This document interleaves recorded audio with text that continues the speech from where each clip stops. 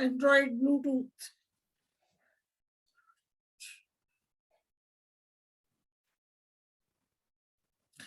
हाँ एंड्रॉइड, नाम क्या है बेटा?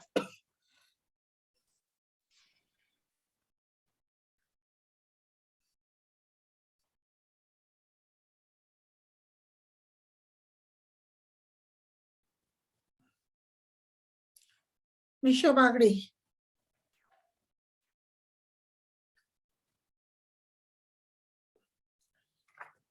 Good morning ma'am.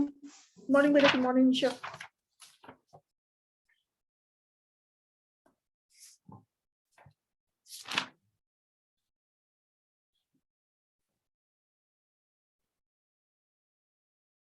एक तो निशा कुमारी, एक निशा बागड़ी है ना।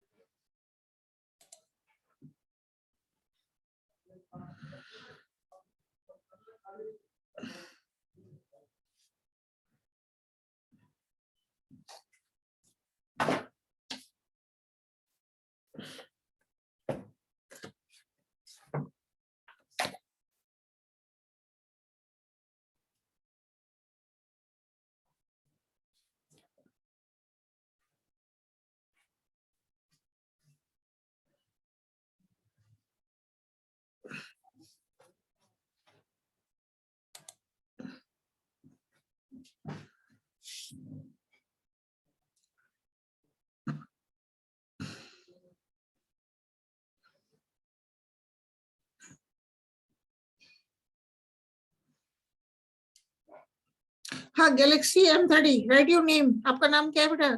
Galaxy M30। Tell your name for the attendance. Galaxy M30, Galaxy M30। Manisha Kharbas, Manisha Kharbas. Okay बेटा, लगा दी आपकी मनीषा।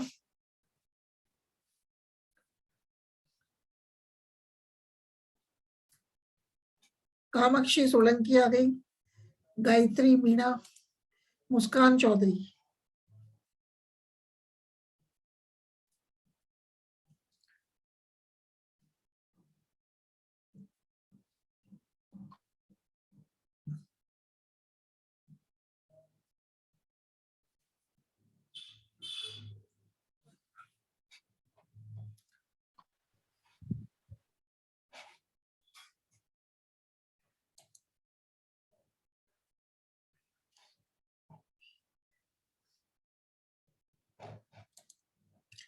हीनल जोशी।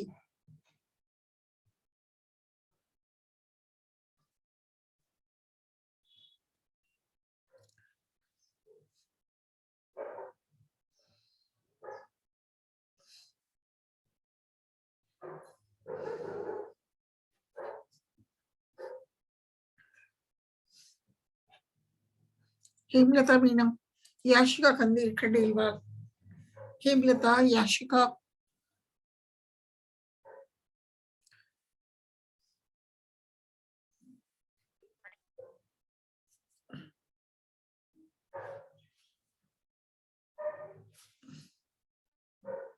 रोशन Chaudhary, Roshan Chaudhary, Komal Chaudhary, Roshan Chaudhary and Komal Chaudhary, Komal Chaudhary.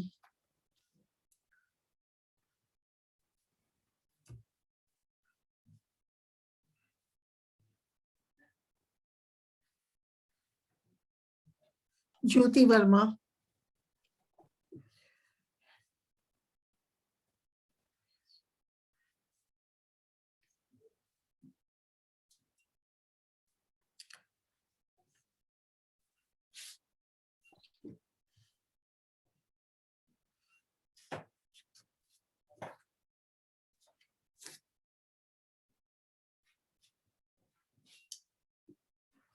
Vijay Laxmi, Galaxy 15 prime,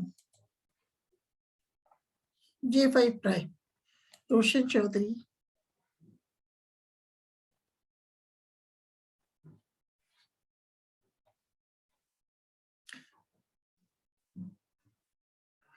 हाँ, गैलेक्सी J5 प्राइम। नेम लिखो बेटा, नेम क्या है आपका? Galaxy J5, Galaxy J5 prime. Name लिखो बेटा। रेखा चौधरी आ गई। गैलेक्सी J5, वापस नाम लिखो बेटा यहाँ मैं पे। भी आ गई मैम। हाँ, रोशन चौधरी आ गई, रेखा चौधरी आ गई। हाँ बेटा, मैं भी आगे विजयलक्ष्मी टेपन। हाँ विजय लक्ष्मी लगा दी बेटा, विजय लक्ष्मी की लगा दी। मैं और गायत्री मीणा। हाँ, गायत्री लगा दी बेटा, गायत्री मीणा, मुस्कान चौधरी, कामाक्षी, आशिका। अच्छा, गैलेक्सी J5, आपका नाम बोलो बेटा, गैलेक्सी J5। अटेंडेंस कैसे जाएगी फिर? गैलेक्सी J5, गैलेक्सी J5 बार बार बोल रही हूँ। गैलेक्सी J5 पे एब्सेंट लगेगी। कोमल चौहान आई है अभी, मंजू आ गई, रेखा चौधरी। मनीषा चौधरी है चौधरी भी। अच्छा बेटा, मनीषा यहाँ पे नाम लिख दिया करो बेटा, मनीषा लगा दी आपकी, मनीषा चौधरी। हाँ मैम, लिख रही हूँ अभी। यस कोमल मैम। चौहान, रेखा चौधरी। कोमल चौधरी भी। हाँ, कोमल चौधरी। देखो बेटा, मैं बोल रही हूँ वापस। कमला, कमला भगोरा, कमला।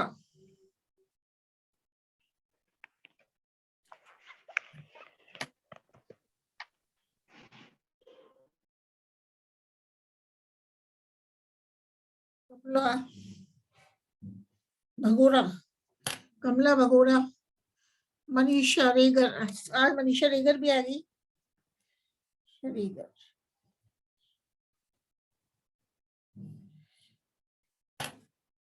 प्रीति दादीच, कमला भगोरा, कोमल चौहान, विजयलक्ष्मी, ज्योति वर्मा, कोमल चौधरी, गायत्री मीणा, मुस्कान, हीनल जोशी, कामाक्षी, याशिका, रोशन चौधरी, मंजू, रेखा चौधरी, मनीषा खारवास, मनीषा रेगर, मनीषा खारवास, मनीषा रेगर, ज्योति वर्मा, कमला, विजयलक्ष्मी, ज्योति वर्मा। अच्छा, अभी स्टार्ट कर रहे हैं, बस देख लेते हैं अभी कुछ वगैरह भी आ जाए। मेरी भी लगा दो। कौन बोल रहे हैं आप? हेमलता? हाँ मैम। हाँ, हेमलता लगा दी बेटा, हीनल जोशी की भी लगा दी, हेमलता, निशा भागड़ी, कविता शर्मा आई है अभी, कविता शर्मा की लगा रहे हैं।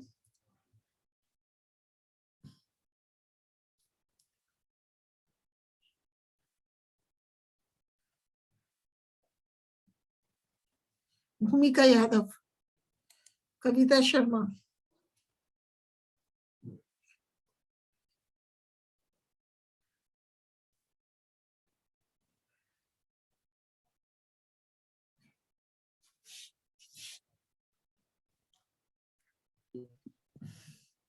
Hello ma'am. हेलो बेटा, कौन बोल रहे हैं? हेलो कमला, भूमिका। मैम, कौन मैम मनीषा रेगर।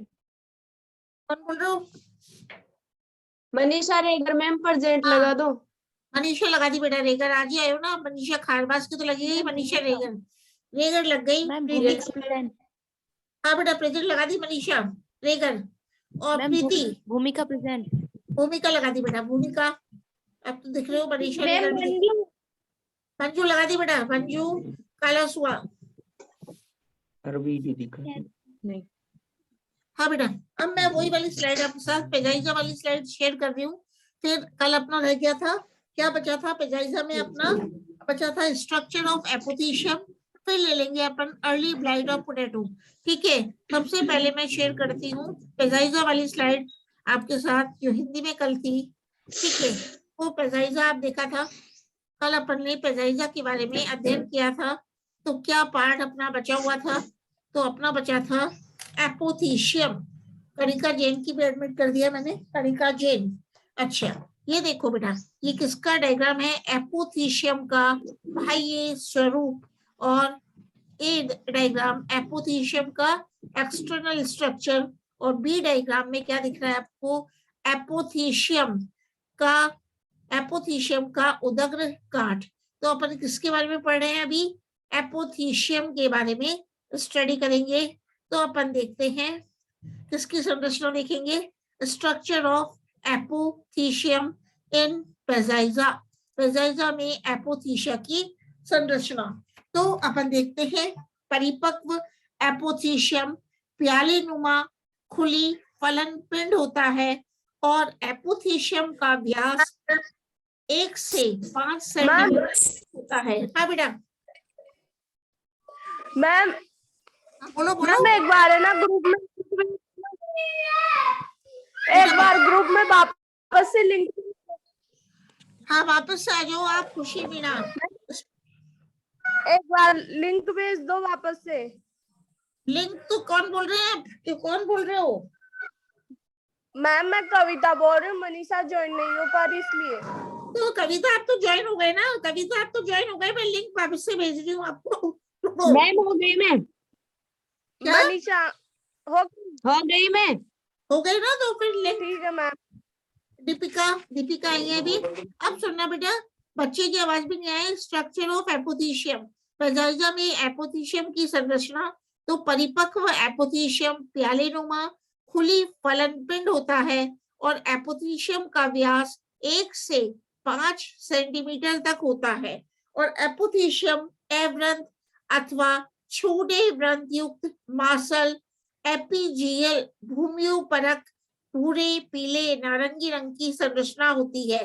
तो अपन क्या देखते हैं, एपोथीशियम का स्ट्रक्चर देख रहे हैं। तो एपोथीशियम के ऊर्ध्व काट में निम्न संरचनाएं दिखाई देती हैं। पहला है, सबसे पहला हाइमेनियम। तो यह एपोथीशियम की सबसे भीतरी परत है जो एसाई व सहसूत्रों एसाई एंड पेराफाइसिस से बनी होती है। एसाई व पेराफाइसिस से बनी होती है। एसाई व सहसूत्र अंतर मिश्रित अवस्था में खंभ ऊतक समान परत के रूप में एपोथीशियम के समकोण पर व्यवस्थित होते हैं। प्रत्येक एस्कस लंबी बेलनाकार यूनिट्यूनिकेट एक एकक एक कंचुकित यूनिट्यूनिकेट तथा प्रच्छेदित कॉपर्क्यूलेट संरचना होती है जिसमें 8 एस्कोबीजाणु एक पंक्ति में व्यवस्थित होते हैं। तो सहसूत्र लंबे रंगहीन तथा शीर्ष पर शाखित होते हैं तथा एसआई से थोड़े ऊपर निकले रहते हैं। तो एसआई प्रकाश अनुवर्ती वक्रण दर्शाते हैं। तो ये देखो बेटा, जो एसआई, मैं एपोथीशियम का स्ट्रक्चर आपको वापस बता रही हूँ। क्यों बता रही हूँ? क्योंकि किसके बारे में बताया अपन ने? हाइमेनियम के बारे में। तो ये पार्ट है बेटा हाइमेनियम। तो हाइमेनियम के बारे में क्या बताया? ये है हाइमेनियम, एपोथीशियम की सबसे भीतरी परत है। ये सबसे भीतरी परत है और ये किसकी बनी होती है बेटा? ये देखो एसाई एंड यह है एसाई व पैराफाइसिस। ये है पैराफाइसिस। ये एसाई व पैराफाइसिस से बनी होती है। और कितने एस्कोस्पोर्स पाए जाते हैं? एक एस्कस में 8 एस्कोस्पोर्स पाए जाते हैं। 1 2 3 4 5 6 7 8। एक एस्कस में 8 एस्कोस्पोर्स पाए जाते हैं। और सहसूत्र मतलब जो पैराफाइसिस है, ये कैसे है बेटा? लंबे होते हैं, लॉन्ग होते हैं एंड दीज आर कलरलेस, रंगहीन होते हैं तथा शीर्ष पर शाखित होते हैं और एसआई से थोड़े ऊपर निकले रहते हैं। तो एसआई का फंक्शन क्या है? एस्कस का एसआई प्रकाश अनुवर्ती वक्रण दर्शाते हैं। एसआई प्रकाश अनुवर्ती वक्रण दर्शाते हैं। अब नेक्स्ट अपन लेते हैं हाइपोथीशियम। हाइपोथीशियम हाइमेनियम के ठीक नीचे स्थित अंतर्वलित कवक तंतुओं, अंतर्वलित कवक सूत्रों का क्षेत्र हाइपोथीशियम कहलाता है और हाइपोथीशियम क्षेत्र से एसआई व सहसूत्रों का निर्माण होता है और इस परत मतलब हाइपोथीशियम के कवक तंतु हाइमेनियम की सतह के समानांतर व्यवस्थित होते हैं और इस क्षेत्र को उप हाइमेनियम भी कहते हैं, सब हाइमेनियम भी कहते हैं। नेक्स्ट है एक्सीप्यूलम। एक्सीप्यूलम तो एपोथीशियम का शेष भाग जो बंधे कवक तंतुओं का बना होता है एक्सीपुलम कहलाता है और एक्सीपुलम 2 भागों में डिवाइड होता है। एक तो है एक्टल एक्सीपुलम, एक्टल एक्सीपुलम और दूसरा है मज्जीय मेडुलरी एक्सीपुलम, मेडुलरी एक्सीपुलम। तो एक्टल एक्सीपुलम इसे बोलेंगे, यह एपोथीशियम की सबसे बाह्य परत, यह एपोथीशियम की सबसे बाह्य परत बनाता है तथा आभासी मृदुतक स्यूडो पेरेन्काइमेटस का बना होता है। इसी प्रकार मज्जीय एक्सीपुलम, मेडुलरी एक्सीपुलम, ये एक्टल एक्सीपुलम के भीतर की ओर स्थित एपोथीशियम का केंद्रीय भाग है तथा दीर्घ प्रोजेन्काइमा का बना होता है। अब पढ़ते हैं डिस्पर्सल ऑफ एस्कोस्पोर्स इन पेजाइजा। सबसे पहले इंग्लिश में भी शेयर कर देती हूँ मैं एक स्लाइड आपको, ठीक है। तो एपोथीशियम का पेजाइजा में एपोथीशियम कैसा होता है, ये देखो, ये वाली अपने संरचना देख रहे हैं। This is the structure of apothecium. मैं लार्ज और कर देती हूँ, बहुत ज्यादा लार्ज हो गया ये। हाँ, एपोथीशियम की संरचना में अपन देखते हैं द पार्ट्स आर, मतलब this is the part LS of apothecium. ये जो बी पार्ट दिखाया है इसमें मैंने आपको क्या दिखाया है, LS of apothecium, longitudinal section of apothecium. तो अपन देखते हैं hymenium, this is the hymenium and hymenium consist of ascus and hymenium consist of paraphysis. मतलब एपोथीशियम में हाइमेनियम है and this hymeneum is the innermost layer, and hymeneum consists of ascus and the paraphysis. So ascus has 8 ascospores. These are the ascospores. The number of ascospores in an ascus are 8 in number, and the paraphysis are long. These are colorless and these are branched at the apex. तो ठीक है, तो अपन इसमें देखो ascus है, these are the ascus and these are the ascospores inside the ascus. So ascospores are 8 in number and these are the long paraphysis, and this consists of hymeneum. So below the hymeneum is the subhymeneum region. Below the hymeneum is the subhymeneum region. So we talk about the structure of mature ascocarp. So mature ascocarp is cup-shaped in Peziza. It has a short stripe and about 1 to 12 centimeter diameter of cup. 1 to 12 centimeter diameter of cup. The basal part of the ascocarp is called as hypothecium, which is thick and fleshy, and whose outer layer is called as excipulum. Outer layer is called as excipulum. The open part of the cup is made up of fertile layer called as hymeneum. So hymeneum is the fertile layer, and hymeneum consists of asci and paraphysis parallelly arranged at right angles to the surface of the hymeneum. Each ascus contains 8 ascospores, and the uninucleate unicellular ascospores are released from the asci with a force, forming a mini cloud. These ascospores are carried away by the wind, and under suitable conditions, the ascospores germinate to form the new thallus of Peziza. Ascospores जो दिखाएं बेटा, these ascospores which are formed inside the ascus under favorable conditions, these ascospores germinate and to form the new thallus of Peziza, and these ascospores are carried away by the wind and germinate under favorable conditions to form the new thallus of Peziza. Next है जो हिंदी में slide में share कर रही हूँ आपके साथ, उसका मैं दिखाती हूँ पेजाइजा का।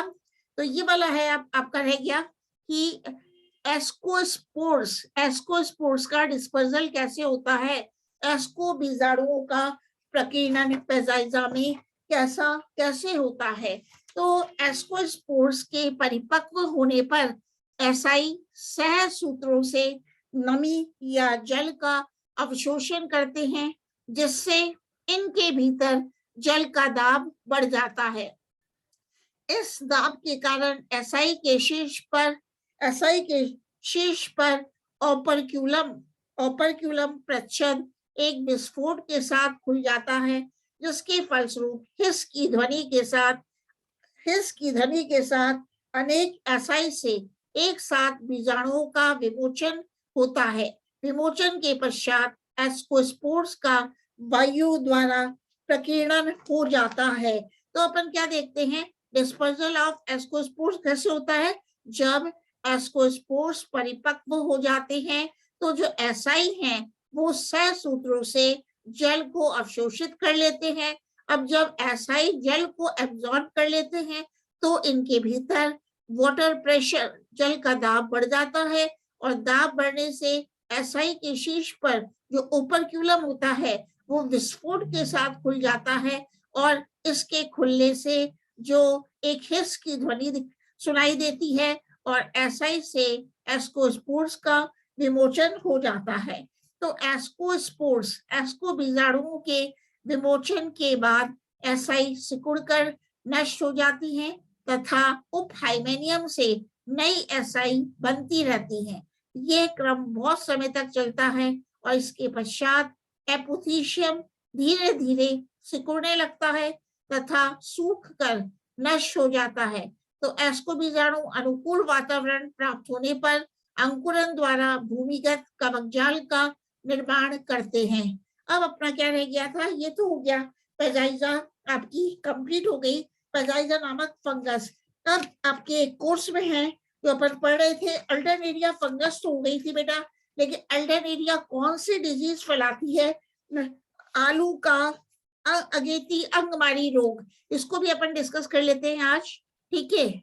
तो आलू का अर्ली ब्लाइट ऑफ पोटैटो, देखिए बेटा रोग आपके कोर्स में है, आलू की अगेती अंगमारी रोग, रोग का नाम है अर्ली ब्लाइट ऑफ पोटैटो। तो इसके बारे में भी आपसे अभी डिस्कस कर रहे हैं। तो रोग जनक कौन है, early blight of potato is caused by the pathogen Alternaria solani, मतलब रोग जनक है वर्ग ड्यूट्रोमाइसिटीज की परजीवी कवक प्रजाति अल्टरनेरिया सोलेनी। इस रोग का मतलब आलू की अगेती अंगमारी रोग का रोग जनक है। अब बात करते हैं परपोषी कौन है, होस्ट कौन है। तो सोलेनेसी कुल का आवृत बीजी पादप आलू सोलेनम ट्यूबरोसम। तो परपोषी कौन हुआ कि आलू पर, जिसका बॉटनिकल नेम क्या है, सोलेनम ट्यूबरोसम पर, जो कि कुल सोलेनेसी में आता है, मतलब ये रोग फैलता है, अर्ली ब्लाइट ऑफ पोटैटो फैलता है। तो भारत में फसल उत्पादक पौधों पर होने वाले सर्वाधिक भीषण एवं विनाशकारी पादप कवक रोगों में आलू के अगेती अंगमारी रोग अर्ली ब्लाइट ऑफ पोटैटो का प्रमुख स्थान है। तो फर्स्ट ऑफ ऑल बात करते हैं about the distribution of disease, रोग का वितरण। तो ऐसा प्रतीत होता है कि आलू के इस पादप रोग की उत्पत्ति अमेरिका में हुई है, मतलब the disease early blight of potato originated in America. आज इस रोग को विश्वव्यापी रूप से कनाडा से न्यूजीलैंड तक एवं जापान से दक्षिणी अमेरिका में आलू की फसल पर व्यापक रूप से देखा जा सकता है। मतलब nowadays the early blight of potato can be seen on the potato in Canada, New Zealand, Japan and South Africa also. So आज इस रोग को अर्ली ब्लाइट ऑफ पोटैटो को विश्वव्यापी रूप से कनाडा से न्यूजीलैंड तक एवं जापान से साउथ अफ्रीका में आलू की फसल पर व्यापक रूप से देखा जा सकता है। तो भारत में यह रोग गंगा के मैदानी क्षेत्रों एवं नीलगिरी पर्वत श्रृंखलाओं के साथ साथ अन्य आलू उत्पादक क्षेत्रों में भी पाया जाता है। मतलब in India the early blight of potato can be seen also in the Nilgiri hills. अब इस रोग के लक्षण, रोग का नाम क्या है, अर्ली ब्लाइट ऑफ पोटैटो, आलू की अगेती अंगमारी रोग, आलू के अगेती अंगमारी रोग। तो इस रोग के लक्षण सर्वप्रथम आलू के पर्णकों लीफलेट्स पर पीले धब्बों के रूप में प्रकट होते हैं।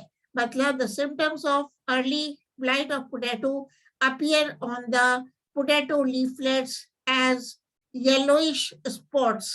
मतलब इस रोग के लक्षण सबसे पहले आलू के पर्णकों पर पीले धब्बों के रूप में प्रकट होते हैं और आगे चलकर ये धब्बे गहरे भूरे अथवा काले रंग के हो जाते हैं। Then the yellowish spots become dark brown और black in color. इनमें से कुछ धब्बे छोटे एवं कुछ धब्बे बड़े होते हैं। मैंने क्या बताया, मतलब पहले तो लीफलेट्स पर, आलू के लीफलेट्स पर पीले धब्बे प्रकट होते हैं। बाद में ये पीले धब्बे कैसे हो जाते हैं, गहरे भूरे या काले रंग के हो जाते हैं। और इनमें से कुछ धब्बे मतलब स्पॉट्स छोटे होते हैं, कुछ बड़े होते हैं। और ये धब्बे, ये स्पॉट्स पर्णकों लीफलेट्स की सतह पर बिखरे हुए दिखाई देते हैं और ये धब्बे गोलाकार या खंडाकार आकृति के होते हैं। मतलब these spots are spherical and लेकिन पर्णक मतलब लीफलेट की शिराओं पर या इसके पास पाए जाने वाले धब्बे कोणीय एंगुलर आकृति के होते हैं। मतलब the spots are spherical but the spots which are found near the base of the leaflet are angular in nature। तो इसका कारण है कि इन शिराओं पर रोग कारक कवक जाल की वृद्धि तेजी से होती है। रोग के गंभीर संक्रमण की अवस्था में प्रभावित परपोषी लीफलेट की पर्णकों की संपूर्ण सतह रोगकारी धब्बों या चकत्तों से आच्छादित हो जाती है। मतलब जैसे ही ये रोग बढ़ जाता है और रोग की वृद्धि होती है, तो रोग की जब संक्रमण अत्यधिक होता है तो आलू की जो पर्णक है, आलू के जो पोटैटो के जो लीफलेट्स हैं, उसकी संपूर्ण सतह पर धब्बों या लेसन्स चकत्तों से आच्छादित हो जाती है। कभी कभी ये स्पॉट्स धब्बे एक दूसरे से मिलकर एक बड़ी चकत्तानुमा बिगर लेसन आकृति बना लेते हैं। यदि हम हेडलेंस के द्वारा इन धब्बों को ध्यान से देखें तो इनके इर्द गिर्द संकेंद्रित उभार या धारियां दिखाई पड़ते हैं, जो कि संक्रमण की इस अवस्था को लाक्षणिक निशानेबाजी के बोर्ड जैसी आकृति, टारगेट बोर्ड इफेक्ट प्रदान करते हैं। तो आप ये देखो बेटा, ये है symptoms of the infected leaf. जो आलू है, आलू की पत्ती है, आलू के पर्णक है, उन पे ये धब्बे येलोइश स्पॉट्स दिखाई दे रहे हैं। ये है आलू का अंगमारी रोग। ठीक है, आलू का। तो धब्बों के इर्द गिर्द एक सकड़ा हरिमाहीन क्षेत्र नैरो क्लोरेटिक जोन बन जाता है, जिसके परिणाम स्वरूप पर्ण का सामान्य हरा रंग धुंधला या समाप्त हो जाता है।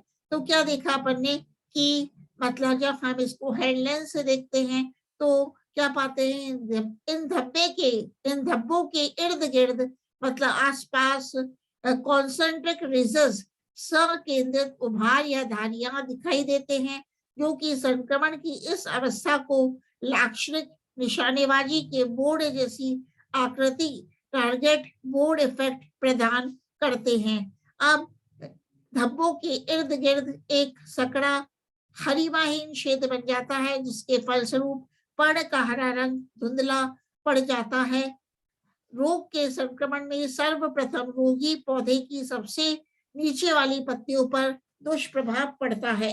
मतलब in the initial stage of the early blight of potato, the lower leaves have an adverse effect। और जैसे जैसे रोग का संक्रमण बढ़ता है तो ऊपर वाली पत्तियां भी प्रभावित हो जाती हैं। कहने का मतलब है, जब आलू का अगेती अंगमारी रोग शुरू होता है तो पहले तो नीचे वाली पत्तियों पर, आलू के नीचे वाली पत्तियों पर दुष्प्रभाव पड़ता है, लेकिन जैसे जैसे संक्रमण इन्फेक्शन बढ़ता है तो ऊपर वाली पत्तियां, अपर लीव्स भी संक्रमित हो जाती हैं, वह प्रभावित होती है।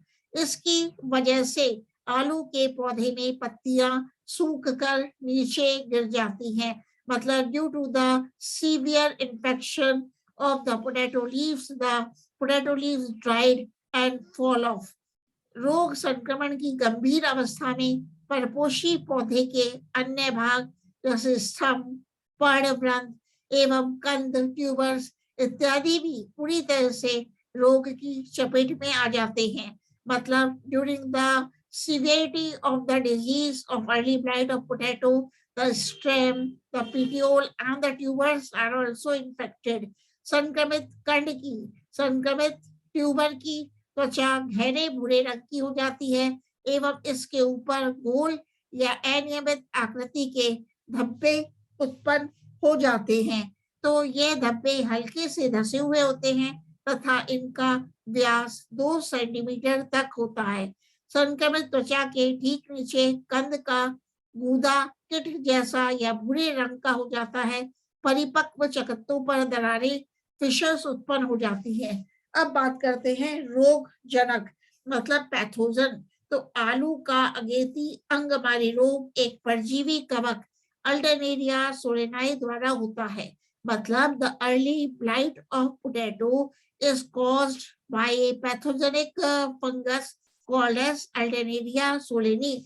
मतलब अल्टरनेरिया सोलेनी इसके बारे में अपने पढ़ा था। ये आलू का अगेती अंगमारी रोग उत्पन्न करता है और इस रोगकारी कवक मतलब अल्टरनेरिया सोलेनी कवक का सर्वप्रथम अध्ययन एवं वर्णन एलिस एवं मार्टिन के द्वारा किया गया था। मतलब Ellis and Martin first of all studied this pathogen called as Alternaria solani।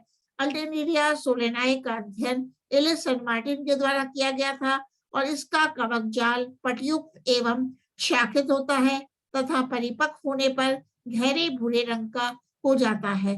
तो रोगी मतलब परपोषी ऊतकों में उत्पन्न होने वाले कोनिडियम धर छोटे एवं गहरे रंग के होते हैं। मतलब the conidiophores which are produced, these are small and dark in color। तो कोनिडियम धर पटयुक्त तथा सामान्य कवक तंतुओं के समान ही संरचना प्रदर्शित करते हैं। मतलब the conidiophores of Alternaria solani are septate and small।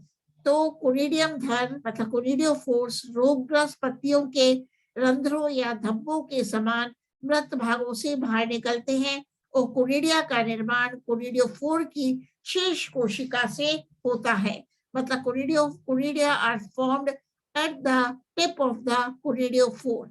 Conidia का निर्माण कोनिडियोफोर की शीर्ष कोशिका से होता है और प्रत्येक कोनिडियम पीले या गहरे भूरे रंग की दीर्घ मुग्दर आकार या दीर्घ अंडाकार ओवोवेट या नाशपाती के समान पियर शेप्ड चोंच युक्त संरचना होती है। ये देख रहे हो बेटा, ये स्ट्रक्चर है। ये तो है कोनिडियोफोर जो मैं घुमा रही हूँ, डायग्राम आपको दिखाती हूँ। ये तो है कोनिडियोफोर और इस कोनिडियोफोर के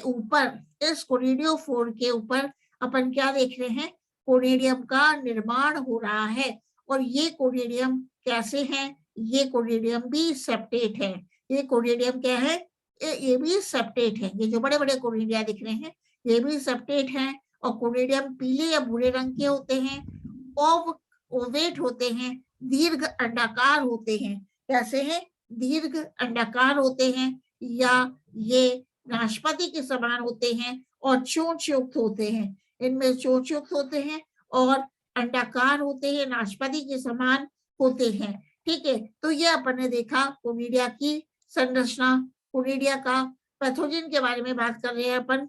ठीक है, तो क्या बताया कि कोनिडियम पीले या गहरे भूरे रंग की दीर्घ मुग्दर आकार या दीर्घ अंडाकार ओवोवेट नाशपाती के समान चोंच युक्त संरचना होती है। मतलब the conidium are of clavate obovate pear shape structures and they are beaked structures. तो इसमें 5 से 10 अनुप्रस्थ पट तथा कुछ अनुदैर्घ्य पट होते हैं। ये देख लो, ये जो कोनिडिया का स्ट्रक्चर है इसमें कैसे है, it has 5 to 10 transverse septa। it has 5 to 10 transverse septa तथा कुछ अनुदैर्घ्य पट होते हैं, longitudinal septa होते हैं और पटों की संख्या वातावरणीय परिस्थितियों पर निर्भर करती है। इस प्रकार के पटयुक्त बीजाणुओं को म्यूरिफॉर्म, स्टिका पुंजाव, डिक्टियोसोम्स, डिक्टियोस्पोर्स भी कहा जाता है। तो इस प्रकार के जो कोनिडिया है बेटा क्योंकि पटयुक्त है, इनको डिक्टियोस्पोर्स भी कहते हैं। These separate conidia which are found in Alternaria are also called as म्यूटिफॉर्म डिक्टियोस्पोर्स। और कोनिडिया की लंबाई 180 से 200 माइक्रोन तक होती है तथा कोनिडिया की चौड़ाई 12 से 20 माइक्रोन तक होती है। मतलब the length of the conidia ranges from 180 to 200 micron तथा the width of the conidia ranges from 12 micron to 20 micron। कोनिडियम का निचला हिस्सा भूरे रंग का एवं ऊपरी ग्रीवा जैसा भाग लगभग रंगहीन होता है। तो अपन किसकी बात कर रहे हैं? पैथोजन की बात कर रहे हैं। ठीक है, अब अपन आते हैं कोनिडिया का अंकुरन इनकी किसी भी कोशिका से हो सकता है। कोनिडिया का अंकुरन इसकी किसी भी कोशिका से हो सकता है। तो अंकुरन के परिणाम स्वरूप जनन नलिकाएं उत्पन्न होती हैं जो कि परपोषी में रंध्र के द्वारा या बाह्य त्वचा को सीधे ही भेद कर दोनों तरीकों से प्रविष्ट हो जाती हैं। अपन देख रहे हैं कोनिडिया से, इस डायग्राम को इलाज करती हूँ। कोनिडिया से जर्म ट्यूब निकल रही है। जब कोनिडिया अंकुरित होते हैं, ऑल्टरनेरिया कवक के कोनिडिया जब अंकुरित होते हैं तो ये अंकुरित होकर जनन नलिका बनाते हैं, जर्म ट्यूब बनाते हैं। ये डायग्राम में स्पष्ट दिख रहा होगा आपको, ये जर्म ट्यूब बनाते हैं। अब बात करते हैं nature and recurrence of the disease, रोग का पुनर्उद्भवन एवं प्रकृति। तो यह एक मृदाजन्य रोग है। मतलब the disease called as early blight of potato is soil borne disease. यह एक मृदा जनित रोग है या मृदाजन्य रोग है। सूखी संक्रमित पत्तियों में भी कोनिडिया अथवा कवक जाल जीवित अवस्था या सजीवता में 1 वर्ष या इससे भी अधिक समय तक रहता है। सूखी संक्रमित पत्तियों में भी कोनिडिया अथवा कवक जाल जीवित मतलब वायबल अवस्था या सजीवता में 1 वर्ष या इससे भी अधिक समय तक रहता है। कोनिडिया 17 माह तक अपनी वायबिलिटी बनाए रखते हैं। मतलब the conidia remain viable for about 17 months. मतलब ये जो कोनिडिया है बेटा, किसकी कोनिडिया की बात कर रहे हैं? अल्टरनेरिया की कोनिडिया 17 महीने तक अपनी सजीवता बनाए रखते हैं। बेटा ये अंडरलाइन मत करो। अतः रोग का चक्र पहले वर्ष से दूसरे वर्ष तक अबाध रूप से जारी रहता है।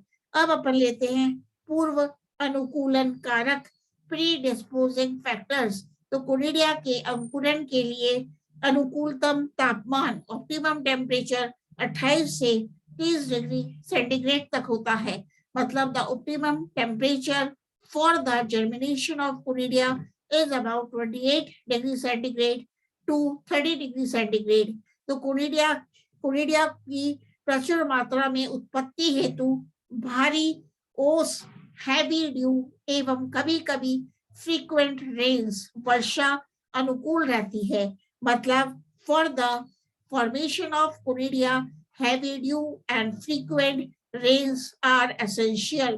तो कोनिडियम की प्रचुर मात्रा में उत्पत्ति के लिए भारी ओस एवं कभी कभी फ्रीक्वेंट वर्षा, फ्रीक्वेंट रेन्स भी अनुकूल होती है।